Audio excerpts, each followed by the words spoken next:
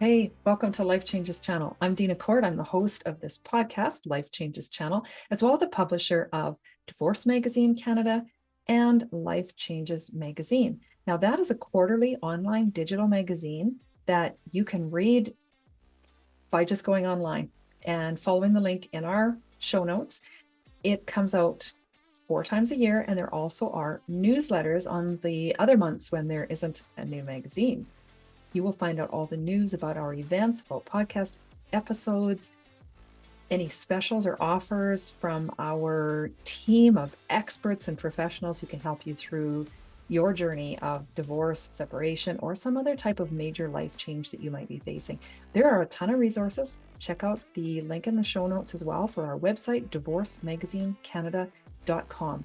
There's a blog, there are links to articles, there's all our podcast episodes, as well as events, which include every 2 weeks, we have online divorce resource groups. So these are support groups where you can meet our experts. Sometimes we have a keynote speaker that addresses a certain topic.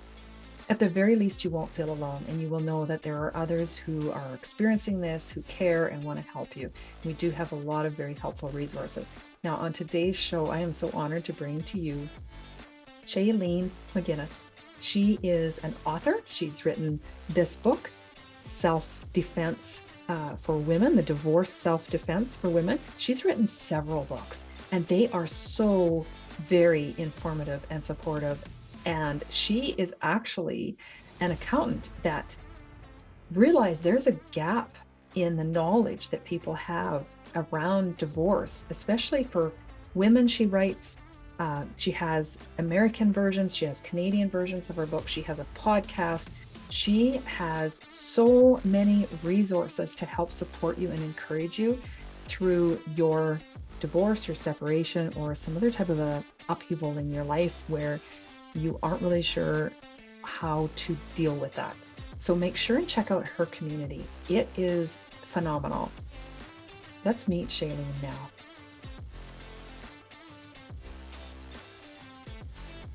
Hello, Shaelene. I am really excited to have you on the show today. Now, for my audience, you are in for a treat. Shaelene McInnis is an author. She's a podcaster. She's a coach and speaker, but that's not where she started. She started with her own accounting business. And how did she get from this point to that point and doing what she's doing today? She's written a book that is phenomenal, and we will tell you more about that. I'll have her explain all of the value that's in this book for women out there. Now, Shaelene, please tell us more about you. Tell us about your why. How did you get from this point to that point?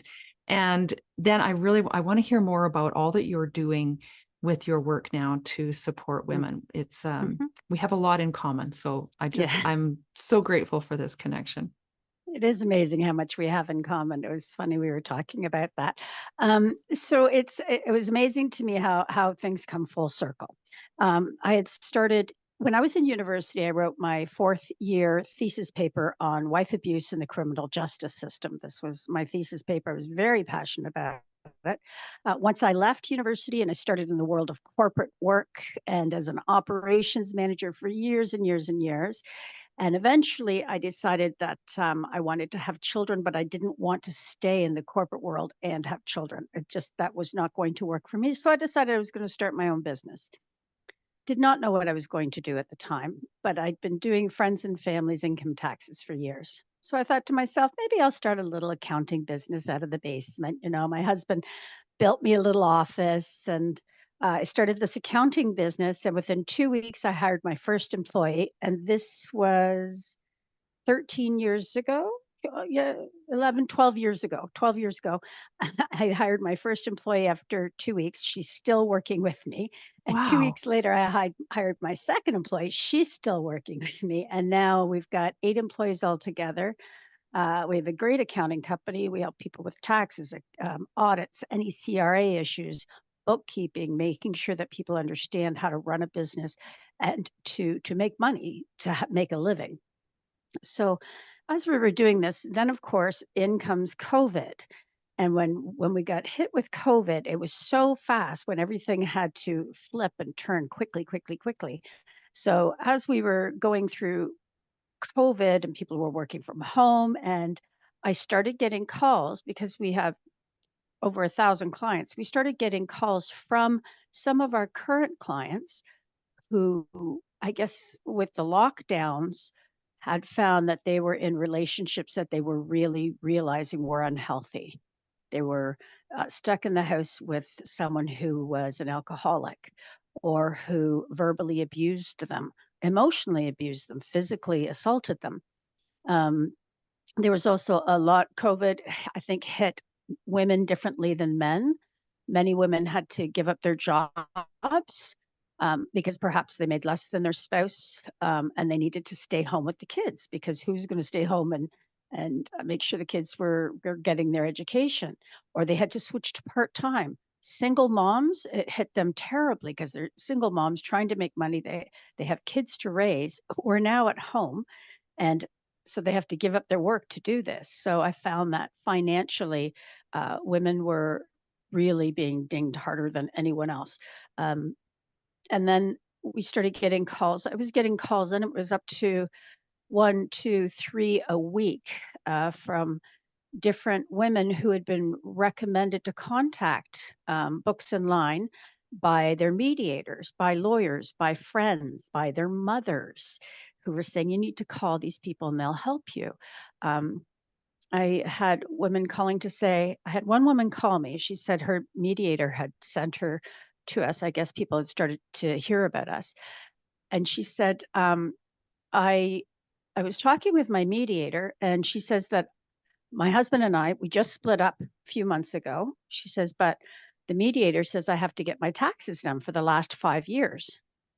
She says, but my husband's been doing my taxes. And this was on a Friday. This is why it sits so heavily on my head in my head. And I said to her, do you have any children? She says, yes, I have three small children. I gave up my job 6 years ago to raise our three kids.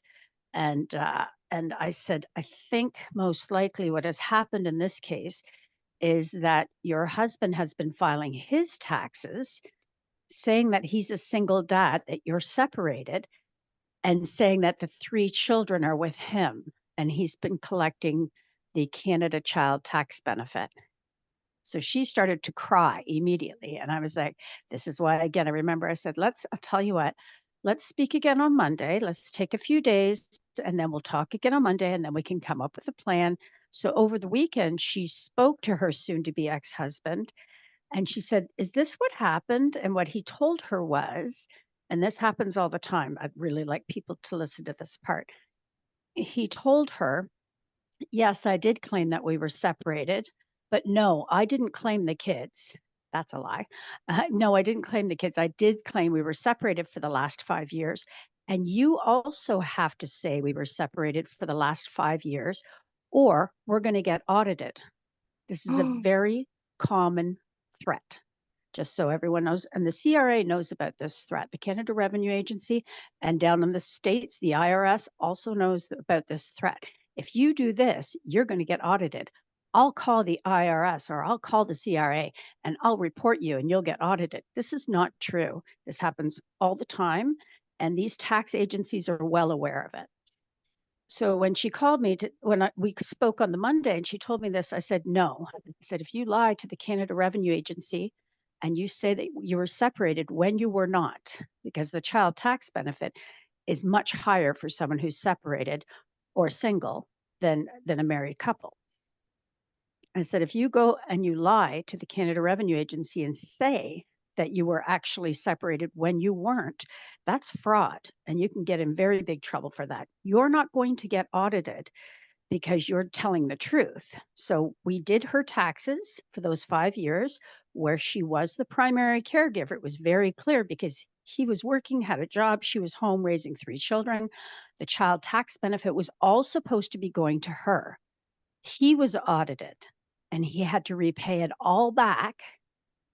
And it was given to her 5 years worth of Wow. child tax benefit. So we kept seeing over and over again different types of abuse, women who needed to leave the relationship for so many different reasons. And a lot of it, of course, were in the accounting field, was for financial reasons. There was a ton of financial abuse. I had another case where a woman called me and she says, my husband and I we're really having a hard time right now. It's not going well. He wants me to sign on for a home equity line of credit. That's an extra loan on top of your house mortgage for $400,000. And I said, let me tell you what's going to happen. If you sign on, because it always takes the two signatures, if you sign on for this $400,000 HELOC, home equity line of credit, he can take that whole $400,000, leave, go to Costa Rica if he wants, and you are responsible for paying that $400,000. So this is something I'd really like to get across to everyone. If you're co-signing with another person, understand that you are responsible for whatever that loan is. If it's a credit card and they skip out, you are responsible for paying the entire credit card. Any bank loan. I had a girl who wanted to leave her boyfriend. So he had said, can you sign for me to get this car? Because I need to work, but I've had a bankruptcy, so I can't get the loan. Will you sign for the loan? So she signed for the loan for the car, but only his name was on the car. So she's like, but I want to leave him. I'm like, that's fine. But if he Mm. stops paying that car loan, you have to pay it. So if you're going to sign on for someone else for their car, their truck, something else, make sure that your name is on there too. So you also own it. And then you have the option of selling it if you need to, Mhm. for example. So there's so much of this different kinds of abuse, and we were getting so many calls. So we opened up a once a week free Zoom meeting. 1 week it's during the day, 1 week it's during the evening. All cameras are off. Nobody's names. You can just put up any two initials you want if you like. Completely 100% confidential, where you can ask any questions you want. You can ask them verbally or you can type them in the chat and we will answer them as best we can. And of course, we really focus on especially financial, making sure your credit stays intact. People don't understand when they're going through a divorce, your credit is everything. If you ever want to qualify afterwards for a home for you and your kids, or just yourself, for a car, for a truck, for anything, you have to have good credit. And on that note, if you're considering leaving a relationship, one of the things I recommend starting to do is if you have any joint debt, especially credit card debt, say you have a credit card and it's $5,000, both your names are on it, start to pay it down. I suggest weekly, by the way, even $20 a week, anything like that. Then you call the credit card company to lower the limit. Get that paid down, keep lowering the limit so that your name is off of that credit card with that other person. Do not sign anything, anything unless you've had it checked out first. Try to have your own credit card with your own name on it and make sure that you have that so that you can use it if you need it and don't let anyone else have access to it. So credit's a very big deal. I have people trying to get a house and they can't because their credit's ruined. Right. So you have to take responsibility for yourself financially. And that can be very frightening, especially for women. I find that they just, oh, I'll just leave my finances to my spouse. Honestly, I think it's because a lot of women just don't have time. They're like, oh my God, I'm Mhm. working, I'm doing this with the kids, I'm doing this, I'm running around, da, da, da.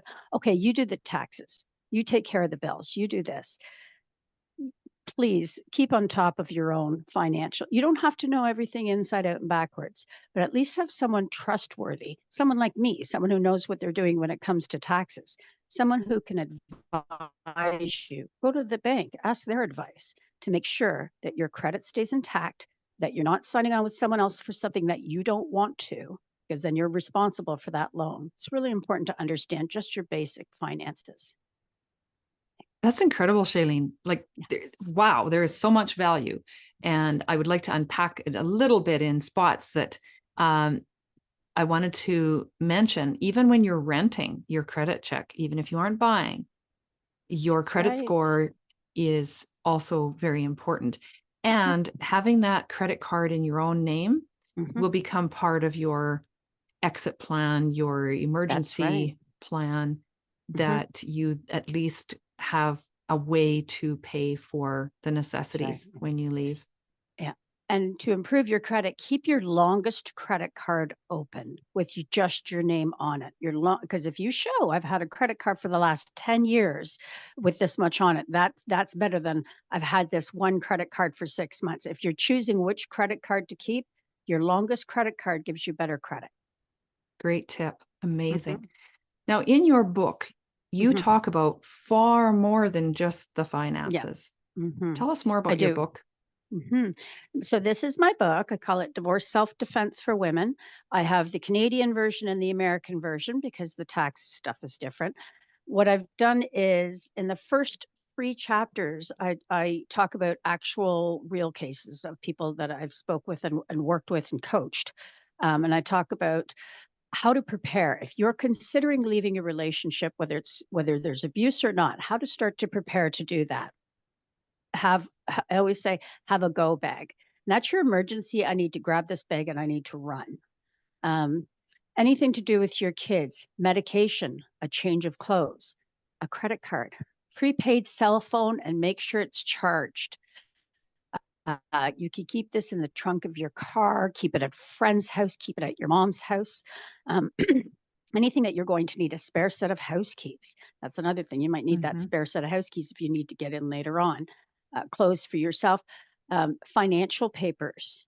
Grab what you can as far as make sure you have copies of financial papers, your social insurance number, health cards. Um, so I talk about having that emergency kind of stuff that you need, but it goes more than that. So this is just the go bag is if you need to leave immediately and quickly, and you're not necessarily in a safe situation. So I talk about so that's the first 3 chapters is how to prepare. So if it's a little bit safer, it's not that you're in dire straits. Also, if you're considering like this is not a healthy relationship, this is not going to work for me, I want you to start to take copies of bank statements, credit card statements, your mortgage statement, um, any kind of insurance, investments. Start to make sure that you have copies of everything and put it somewhere else. Put it at your office, put it in a safety deposit box in a separate bank. I always say open up a bank Mm. account at a completely separate bank. I have one woman whose husband did not every single cent she had to account for. So what she was doing was on when she went to get groceries, she'd get $20 on every grocery bill because he never really looked at he just say a grocery bill for 2.98 or whatever it was, and she'd get $20 every time so that she'd then have that $20 to put in that other bank account. That was the only way that she could do it. Um, so start to collect all of that important paperwork that you might need. Copies of the kids' birth certificates. I would get those out of the house immediately. Other things, keepsakes. If you're in even if you're in the nicest relationship and you think this would never happen, no one Mm. would ever hurt me, you never know what someone's going to do when they realize you're actually going to leave them. You never know how someone's going to act. If you have keepsakes, pictures of your family, pictures of your mother, something your mother gave you, collectibles, family heirlooms. I have a woman who she had a baptismal dress from when she was a baby. She was baptized in a dress. She had it wrapped up and put away in the closet. She did not have children with her husband. She ended up leaving her husband. He shredded it into pieces because what he said to her was, if you're not going to have a child with me, no one else is going to be wearing this baptismal dress. Your child with someone else is not wearing this dress. So anything that has some kind of meaning to you, walk around your house, videotape everything. That's another one. Go around, videotape everything that's in the house. Get the pictures on the wall, anything that you have in the house. So you can say, wait a minute, this was there. And if someone says, no, no, it wasn't there. Yeah, it was. I have it all on video. You make sure you have everything on video. Go through and see what does this mean to me? I look around my house, for example, there's a picture of my mother. That would go. Not that it's going to, but I'm just Yeah. giving examples. So go around your house and start to quietly take out those things that you think somehow could hurt you. So that's if you're really thinking, okay, now I need to get myself in a position where I'm going to be able to leave when I'm ready to leave. One of the things that you and I spoke about, Dina, make sure you tell someone, and you should definitely tell someone. It's not you, there's nothing to be embarrassed about to say this relationship is not working, or I'm in an abusive relationship, or this person calls me stupid all the time, and I'm realizing now that that's not right. Um, you if people eventually get to the point where they're going, "Wait a minute, this actually is not right." This especially happens with women, and I'm sure you know this as well, Dina, when they have children. Mm-hmm. Once they have children, even if they're being abused, if it looks like someone might actually then hit their kids start to grow up and get to a certain age, so many women go, "Oh no, no, no. If you're going to hit me, that's fine, but nobody's touching my kids," and that can be your TSN turning point. I see that quite often. So, in the one more thing about safety and security that I want to talk about that's very timely is I have clients who have found on their cell phones, they've found tracking apps. They're like, I don't know how he knows where I am all the time.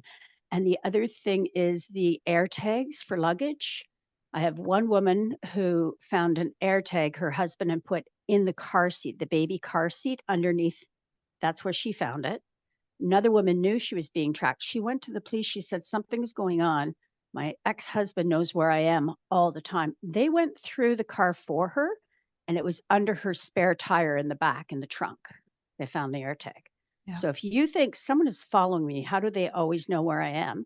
Take your phone to somewhere where they can check it for you, one of those techie stores. Look through your car for air tags. It's amazing what can happen now, unfortunately. And the other thing is, OnStar. Do you know if OnStar is in your spouse's name and not yours, they won't turn it off? Like, they will Ooh, not turn off OnStar will refuse to turn off their tracking. yeah. You have to fight for it. And just say, "Wait a minute, but this is my car." "Yeah, but it's all, the OnStar is under your husband's name," and they won't, and you have to fight them for it. It's a very big deal right now because a lot of women are being tracked because they can't get the OnStar off their car, Mm-hmm. or they won't stop the tracking on it. So I cover a lot of this in my book, and then I talk about different stories. If you're self-employed, make sure you collect all your receipts. We have a lot of clients who are self-employed and their spouses have taken all the receipts. I had one gentleman who told his wife, "You can have these receipts, but you come home first, or else you're not having any of them." And they were banker's boxes worth of her work. She was going to lose everything. How would she do her taxes? She didn't have all this information. And he was like, "No, you come home and then you can have all this." That was what he said. Um, I always say, make sure you get your income taxes completed and make sure it's by someone you trust. I've seen people say, "Oh, make sure you just stay with the same tax person." No, that's not Mm-hmm. true. I have one woman who her husband's best friend was doing their taxes. No, no, you have someone else do your taxes. You take your taxes to another person who can do your taxes. You don't have to do them together. There's no reason you No, have to do them together at all. that's good Uh, advice. yeah, that's good. And then again, you can talk to a credit specialist. There's lots of them out there, and lots of them actually work for free. They're with the government. And then I finish off, if you're going through divorce, decide, is it that you need a lawyer or do you need a mediator? If it's a situation with violence, I would go to a lawyer. If it's a situation with narcissism, I would certainly go to a lawyer. Otherwise, if you think you can work things out, you can speak with a mediator and track everything. Track the time you're spending with your kids. I have lots of situations where they go to a mediator and the husband's like, "Well, I take care of the kids most of the time," because they don't want to pay the support. There's a huge red flag, by the way. If your spouse is encouraging you to work more, right? Because they want you to work more because you're making more money. If they're suddenly interested in taking the kids to the doctor's office or the dentist's office or dropping them off at school or daycare and they never did before, that's a huge red flag that this person is trying to set themselves up so that if you split up, they don't want to pay you as much in support, even though you may have been the primary caregiver the whole lives of these kids. Another little thing. And I finish off the book with empowering yourself. You've managed to get out of a relationship. You need to find yourself again. We all get lost in a relationship because you're used to being with another person.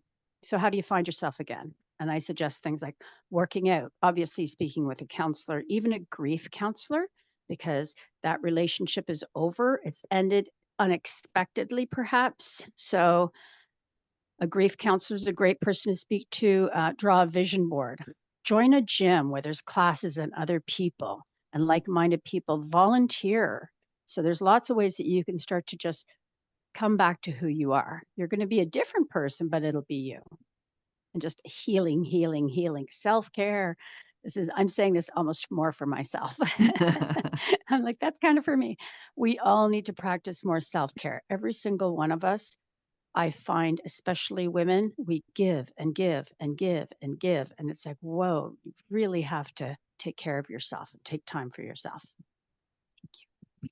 I love how all encompassing that you've got information and a journey as well, Hmm. from how to prepare to get out, how to get out, what you need, what you should be considering, Yep. if what route to take, what are some Yep. things you maybe haven't even thought of, Hmm. and all the way then to coming out, healing, and Yes. discovering, Yep. rediscovering, Yep. reacquainting with yourself and taking care of yourself. Exactly. It's a process. This is a process. It's not that something that happens in one day. It's like, okay, wait a minute, this might not be working for any reason. It might not even just be like, we're not in love anymore. We've become Mhm. friends over, it could be any reason. Um, and it's just a process of making sure, okay, let's just make sure all these, these check boxes are ticked and make sure that we remember all these things, because you don't want to be out afterwards and go, oh no, I forgot to collect all this paperwork about all of our investments. I have no idea what our investments are. I hear that all the time. So it's just a process of making sure that, not that you're taking advantage of another person, you're just making sure that you're taking care of yourself. And often in the case of women, you're taking care of yourself and your kids. That's all. You're not trying to hurt someone else or take advantage of someone else. You're just making sure you have all of the information. Yes, so Yeah. that justice is served and that you are now free and safe, Yep. and you have the means, if it's available, Yes. that Yes. you are, Yeah. um, it's yours. Like Yes. you are entitled to that. That is That's right. yours. And Exactly. so your book, Shaelene, sounds like it should be about this thick, but it's not. You've put this into No. an easily Yeah. digestible reference And book. I've got check marks, and here's lists so that you remember to do everything. This is probably like a good 10 books in one, but it's a good one to start, because it says at the end of the chapter, okay, did you do this, this, this, open a separate bank account, do this, collect this paperwork, collect your keepsakes. If you're going to sell your house, perhaps you and your spouse have decided it's time to part ways and you're going to sell your home. You should each have your own realtor. You don't share a realtor. You each, even though the realtor will try to convince you Mhm, that they can do the best for both of you, that is not true. It's very different.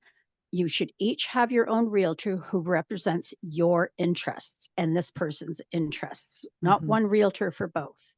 Yeah. I actually have learned a lot about that recently on a podcast. I interviewed someone, and she was amazing. She explained exactly why you should have your own realtor, and I really do agree with that very Yes. much. Yeah. Hmm. You definitely see those advantages. Hmm. So you have also weekly confidential Zoom Yep. meetings where people Yes, we can come do. in, and all of the links will be shared in the show notes for people to be able to Absolutely. just click right on that and check Mhm. it out. Do they register ahead of time? How does that work, Shailene? You can register ahead of time if you want. We include the Zoom link. We'll send you the Zoom link. Everything is confidential. We don't share anything with anyone. We will put it out so that people will see it and you can click on it and go ahead. If you're interested in the book, it's on Amazon. If you can't afford it, let us know. We're not doing this to make money. I'm not doing this is to help other people. This is genuinely to help people. So I've sent it out a lot of the shelters across Canada, and the victim services. They have tons of my books, just because it's very organized. Start here and let's go through this way. So I think it helps people when they're maybe uh, there's so much going on in your head when you're in a bad situation, or you're in a relationship that is not going to last. I think there's so much going on that sometimes it's nice to have something that's very, okay, step by step by step by Yes. step. Mhm. Yes, because So you we're don't miss anything. in chaos, survival Yes. mode in many cases. You also have a Yes. podcast, and you Yes. also have a website. What can we find on the website when people click that link? Well, we have the Books in Line website. Most of my everything to do with divorce self-defense you can find on Facebook. I also have you'll get the email address for divorce self-defense for the American and the Canadian side of it. And anyone who would like any assistance in any way, you can send us an email, send us a message, come onto our Zoom meeting. Again, everything's confidential. We don't share anything with anyone. We want to make sure everyone is 100% protected. Fantastic. Thank you for being here. Thank you for all that you're doing, though, more than anything, for how you are helping women, taking from your experiences to help and Yeah. support others and educate and encourage. They aren't alone. And you're one of the Yes. many people who are out in the world ready to support them and help Yep. them. No, I there's thank lots of you. us. I thank you as well for shedding light on the financial abuse and giving us some Yeah. examples, because Mhm. many don't realize it until they do hear that type of an example. So Yeah. Yeah. So be absolutely careful. amazing. Don't sign anything. That's my big rule. What would Thank you very much, Dina. Thank you. Go ahead. What were you going to what say? would you like to leave the audience with? Do you have what's your go-to if you had one thing that you could share with someone? If I had one thing, I would first of all honestly say don't sign anything, even if someone is saying you have to sign this. My lawyer says you have to sign this. If you don't sign this, we're going to get in trouble with the IRS. Do not sign anything until you speak with someone that you trust. Mm, Not a shared accountant or anything like that, or your spouse's brother's a lawyer. mm. No, no. You do not sign any. Well, if you sign this, it'll be better for both of us. Because here's a perfect example. I have a gentleman who said, "Well, I want to open this business, but I can't open this corporation because I claim bankruptcy." And so his accountant actually said to his wife, "Well, we can just open the corporation up in your name." This is a huge mistake because now she was working full time and a full time student, both. And he was running a corporation making over 200,000, which was all in her name. He left the relationship. Now she has to go through and prove through the taxes that it's not all of her income. And it's for 2 years, $400,000 in income. And he's saying it's not his, that it's hers. And she has to pay the taxes on 400,000. So do not agree to anything like that. Make sure that whoever you're speaking to is someone that you trust, that someone that your mother or your best friend has advised you to speak to, not to someone else. Just don't sign anything because financial anything financial can carry on for years and years and years. And that's the last thing that you want. You don't want to deal with a tax agency for 7 years. You don't want to have bad credit for 7 years. Just don't sign anything until you've spoken to someone. If you're not sure, send us a message. Send us an email saying, hey, you know what? This person's asked me to do this. Should I do this? We'll let you know. We'll let you know how to protect yourself. Always, no matter how great and healthy your relationship may seem, and I'm sure in most cases they are very healthy, but always be aware that things can go wrong. Always be aware that things can go wrong. Make sure both names are on a bank account. What if you have a shared bank account? What if you don't? I have many senior women who their husbands have passed away, but only the husband's name was on the account because that's the way it used to be. Mhm, So they have a 7, 8 week minimum, sometimes 3 month stretch with no access to money. mhm. And this can break them because they have no access to money. They have a mortgage payment, groceries, everything else. But because their name wasn't on the bank account, they don't have that access until finally everything is settled with the estate. And then, yes, it all goes to his wife. So make sure that you are protected and make sure your name is on a joint bank account to pay the bills, Great or to advice. pay your mutual bills. It isn't always top of mind. It's where am I No, going to live? no, How can I be safe? right. You eventually get to the finance process, but you have Yes. so many assumptions that you think it's just going to Yes. be a certain way, and then reality hits and you're in Oh, dire yeah. straits. Yes. And it can happen very, very quickly. It can literally happen overnight. and you don't want to be in that situation, you always want to have some money, some access to some money somewhere in case you need it for a number of different reasons. So, Mhm. yes, make sure that you have some finance, make sure you have some money set aside for yourself in case you need it for anything. And this is for everyone. And don't sign anything until you know for sure. Until Awesome. you. Thank you. Thank you very much for being a Dina, guest. thank you so much for having me as a guest. Thank you. My pleasure. I hope you found that conversation insightful, encouraging, and also a reminder to all of us that what we see isn't always as it appears. People are going through a lot of things in their lives, and we would want that compassion shared to us. And that is something that we can offer to others without judgment. Instead, be curious and reach out, reach in, figure out a way that you can make someone's day a little better. And it might just start with a smile. I thank you very much for spending your time with me here today, and encourage you to please subscribe to the podcast, follow us on social media, check out our events. We have lots of ways that we can help you or someone that you love. Share this with a friend if there's someone that you know could benefit from this. And hey, keep smiling that beautiful smile, because the world really does need your sunshine. It means a lot that you spend this time with us and meet our experts and professionals who can help you through whatever life changes you're facing. Please refer to our terms of service available on our website, lifechangesmag.com. The link is in the show notes.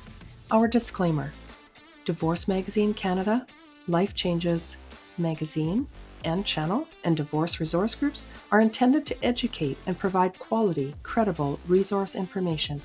The contents should not be used as factual until consultation with the appropriate professionals for any guidance. Divorce Magazine Canada, Life Changes Magazine, and Life Changes channel, as well as the divorce resource groups, do not constitute endorsements for, nor liability for any claims made in the presenting of this information.